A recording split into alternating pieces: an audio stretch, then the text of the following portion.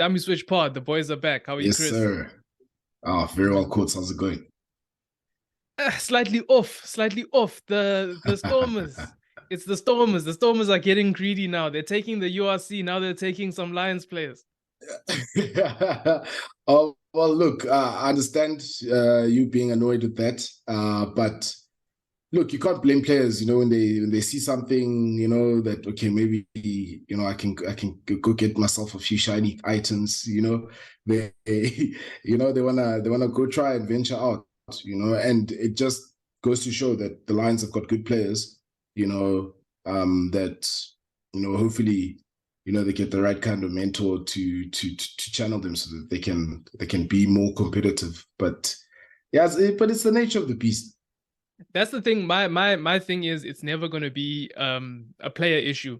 It's more of a management issue, because the players they're only weighing up the offers that they're getting. So ultimately, no one is stealing players from your union. I think we're very tribalistic in SA Rugby to say that so and so the Sharks are stealing from here, the Stormers or the Bulls are stealing from here. If that, especially, I'm talking exclusively about the big unions, the ones in URC. No one is stealing your players. They're just making better offers. So that's up to your management. Yeah, exactly. I mean, you can look at it one or two ways. It's either that they're stealing or you're losing the players. And I think they'd rather than some unions need to focus rather on, okay, how do we retain talent? Why are we losing talent? Okay, yes, sometimes it's money, but also with the right coach, some players, with the belief and vision, they'll try to go for the shiny things with that particular coach. Then go for the money move first. But yeah, it's I think it's a valid argument, to say there's no stealing. It's just the offers that are on the table, and if you're not matching it, you lose out. Yeah, on that shopping list for the Stormers, Kalant, Leys, Edward van der Merwe, of course, JD Schikkeling, and then they've already got Steve Sitole. Steve Sitole he peaked at the Lions, and then it seems like the last 6 months he's just fallen out of favor. But he was jamming, especially in the scrums. Yeah, he was, and he was doing better, to be honest. From where he was, you could see he was, hitting a good spot of momentum. But I mean, those guys that the Stormers are trying to bring back, but that's what it is. They just, I think they've realized that they need certain attacking threats, and I mean, if you do get a Dylan Leeds back, that's, for me, that's just a weapon that is sort of underrated, and with Khalad back, they all of a sudden now starting to look stacked, and they know the culture, they know the style of play, they are attacking players.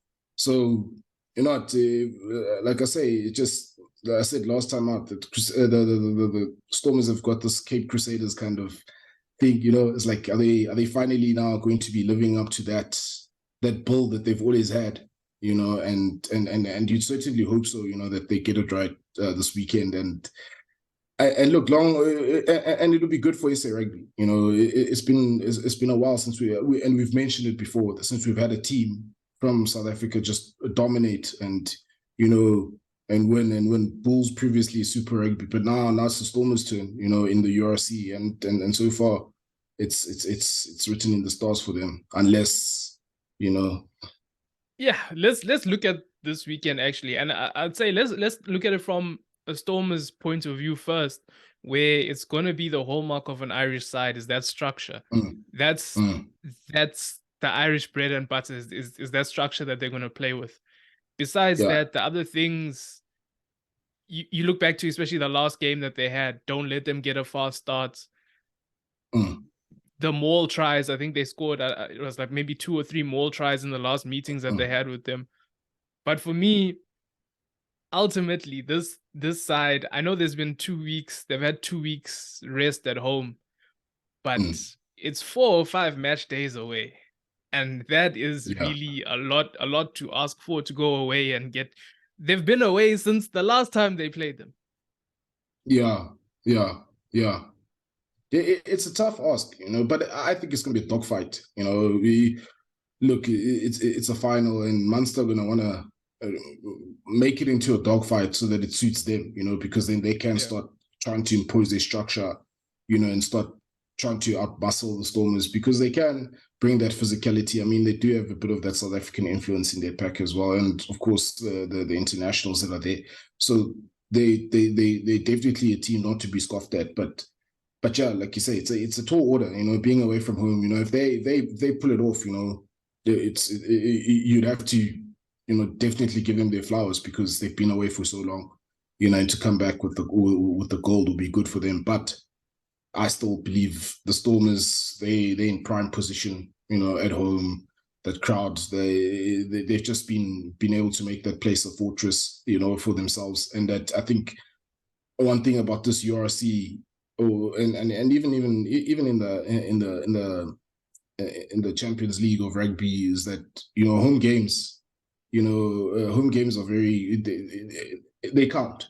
They matter. Yeah. And I think that's going to be a big part of why the Stormers, for me, are just, they're in prime position. If they blow this, it'll be them blowing it. It won't be, I don't think it'll be Munster just being that much better than them, So another point to go to that point is that in recent times, the Stormers haven't been flustered. They haven't been flustered by the moment. They haven't bottled it. If you look at this past weekend, Leinster versus La Rochelle, O'Gara was saying, going in at halftime, you've got to say something. Even if you don't believe in what you're saying, you have to say something to sort of stir these guys up to get it going. And what did he point to? The first thing he pointed to was they bottled it last year. They're going to do it again. Yeah. And that's what gave them that momentum. And you don't get that feeling with the Stormers that they're going to bottle. No. You really don't, and especially when you look at also the hype around it, the things that are happening around it as well. Kitsoff's last game there. There's but those milestone games are dangerous, though. They're dangerous, yes. But I believe, we saw it when it was believed to be his last game. They still produced, and they ended up getting another shot. They produced again. Now they've got the last shot. So. I think they can back it up, as much as those milestone games are tricky. But Munster can't go in and say they've bottled it. It's going to take, I think, a monumental performance from them, and the Stormers being completely off their game for them to lose this one. I'm sorry, that's just the way that I see it. And yeah, credit to them, because I think just from a South African rugby context, it's that production line now of a different sort of mindset of players, where there's that attacking intent. And it's the thing is, if you look at the Stormers side, they're a group of problem solvers. You kick that, you kick the ball, they return it. They're looking to solve that problem in attack. They're looking for that space. They're looking for a mismatch. Your ultimate goal in this is to make those problems harder and harder. Give them less time, give them less space. That's basically the only thing you can do, besides disrupt them at maybe lineouts, because scrums, you have no chance. Yeah, I think their only vulnerability going into this one is just really going to be around their defense, and particularly that Irish structure where they can apply pressure. And with the Stormers' defensive setup, where they like to do, to press hard very fast, I think that would be the only sort of real concern. And I think even in that last game, as much as yes, they did well to beat Connacht and they weren't flustered, but the fact that they got those opportunities would have been, I think, a concern. We mentioned it last time out, but that's the only area where I can see, where I think if Munster had to get that momentum, coming around the corner, playing those screens, having those multiple runners, those multiple options, that can cause problems, for the Stormers if they don't get their sort of defensive shape right up front. That can, create a little bit of a hiccup for them. But yeah, overall, ball in hand, like you say, problem solvers definitely, because they can cut a team up from anywhere, and we've seen it. You kick the ball out. If you don't kick it out into the stands, and if your chase is not right, they're gonna have a go. That's what I like about the Stormers team. They don't necessarily die wondering, and they want to play that tempo because they've got the guys that can do it. Key players there, with that unsung hero Du Plessis there, 12. I think he's really been a good fulcrum there for them. Libbok is a given. We spoke about him, Ronell. I think it's these guys' moment now to back it up.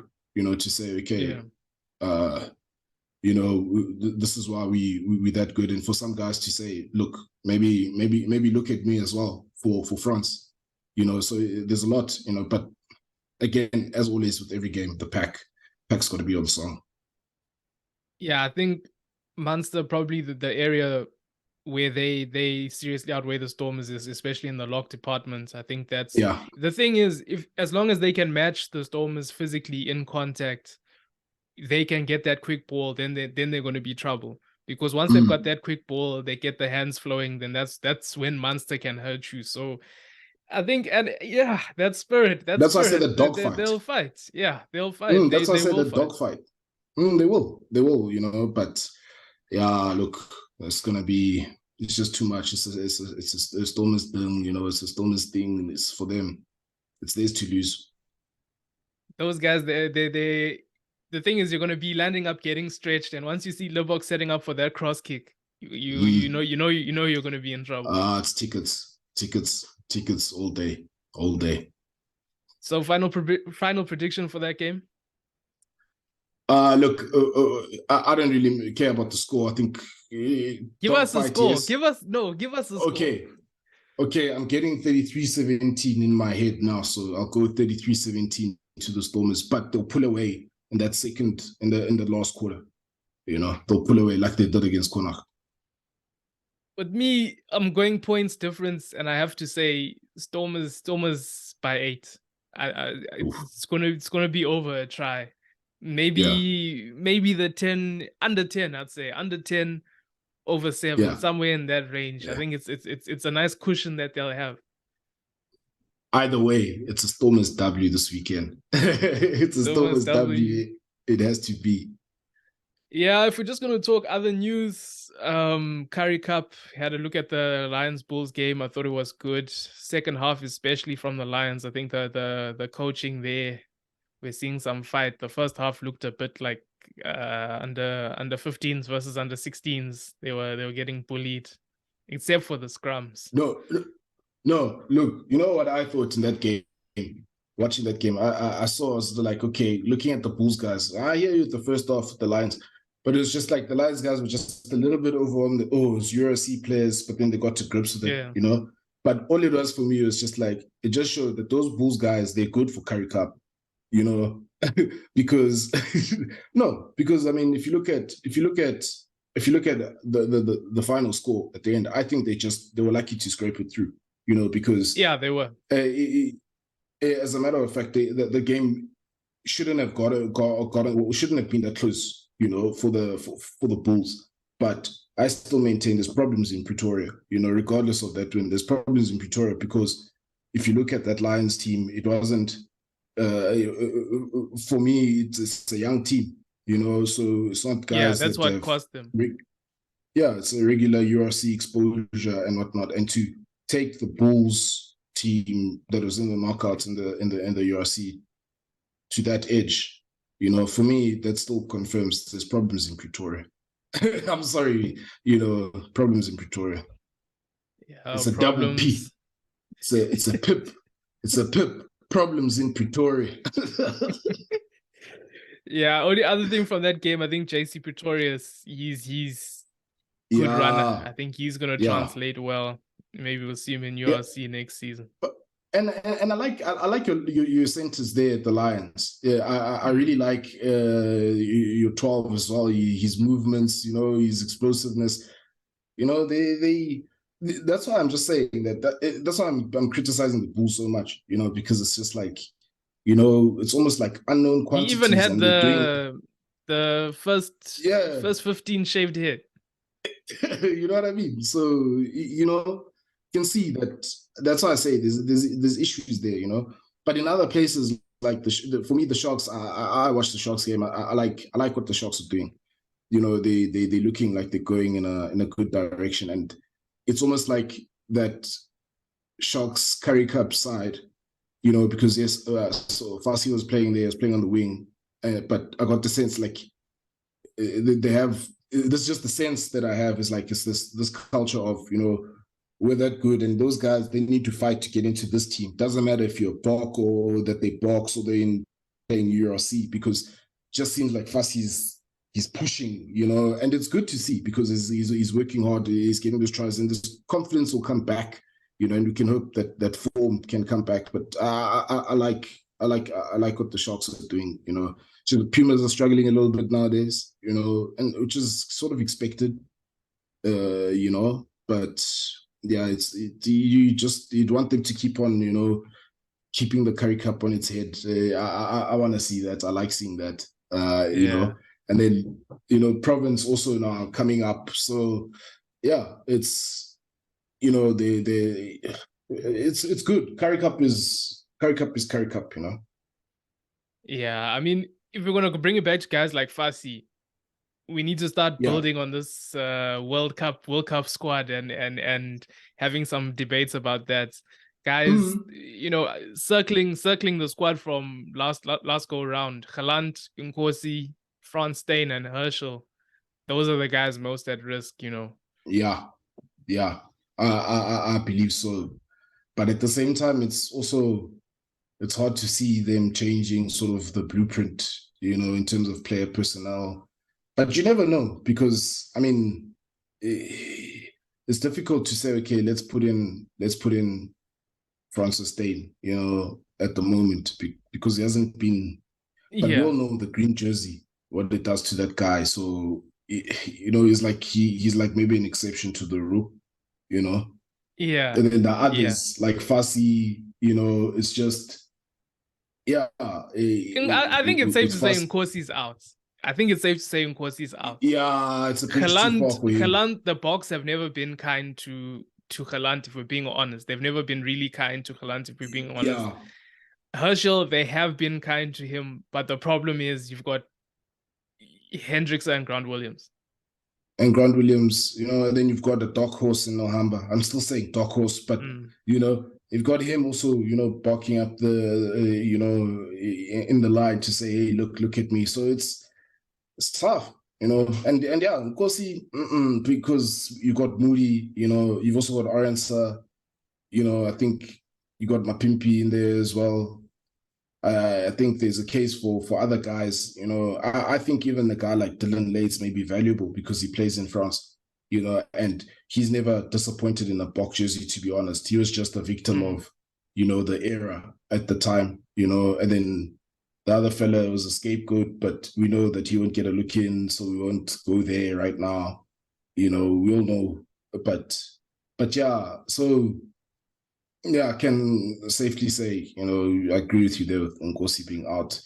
It looks like the captain he's doing his rehab, he's recovering. So, it's gonna be tight, positions, and guys. No, I think we're gonna see more effort, especially Currie Cup.